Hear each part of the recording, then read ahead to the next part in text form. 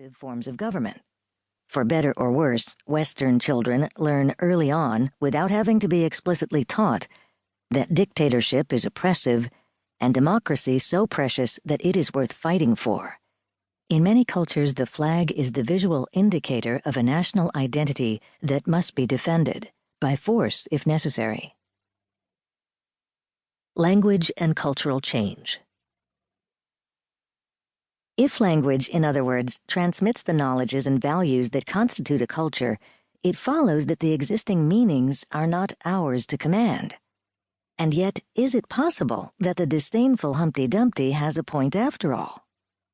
To reproduce existing meanings exactly is also to reaffirm the knowledges our culture takes for granted and the values that precede us, the norms, that is, of the previous generation. Examination papers in economics, mathematics, or film studies are set and marked by existing practitioners, experts in the field, whose job it is to mark down misunderstandings and misuses of the conventional vocabulary. In this sense, meanings control us, inculcate obedience to the discipline inscribed in them, and this is by no means purely institutional or confined to the educational process. A generation ago, campaigners for women's rights recognized, not for the first time, the degree to which woman meant domesticity, nurturing, dependence, and the ways in which anti-feminist jokes, for instance, reproduced the stereotypes of the helpless little girl or the aging harridan. The question feminists confronted was precisely who was to be master, as Humpty Dumpty puts it. In this particular case, however, his formulation was self-evidently not one we could adopt. The term master would hardly help the feminist cause, but mistress would not easily take its place, since it carried sexual connotations that detracted from the authority we were looking for. The right word in a new situation does not always readily present itself. Language sometimes seems to lead a life of its own. Words are unruly. "They've a temper, some of them," Humpty Dumpty goes on to observe. In this case, the masculine and feminine values were not symmetrical, and nor, of course, was the culture. Without supposing this was the only change necessary, we nonetheless set out to modify the language, annoying conservatives with coinages like chairperson and she/he. We refused to laugh at misogyny and ignored the taunts that we had no sense of humor. For a time, dialogue did indeed become the kind of competition Humpty Dumpty's conversation exemplifies.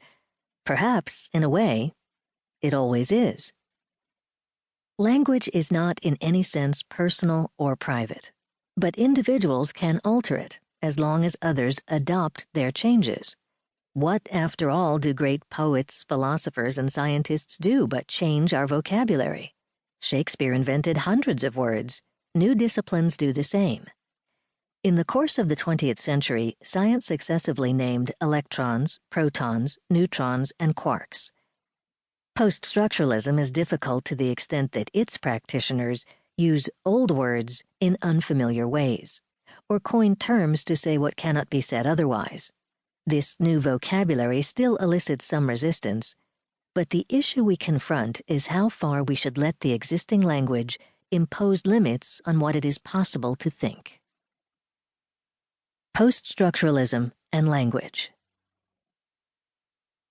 Poststructuralism names a theory or a group of theories concerning the relationship between human beings, the world, and the practice of making and reproducing meanings. On the one hand, poststructuralists affirm consciousness is not the origin of the language we speak and the images we recognize, so much as the product of the meanings we learn and reproduce.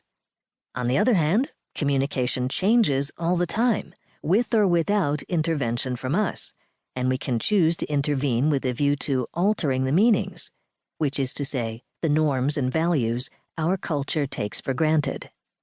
The question is just the one Humpty Dumpty poses: who is to be in control?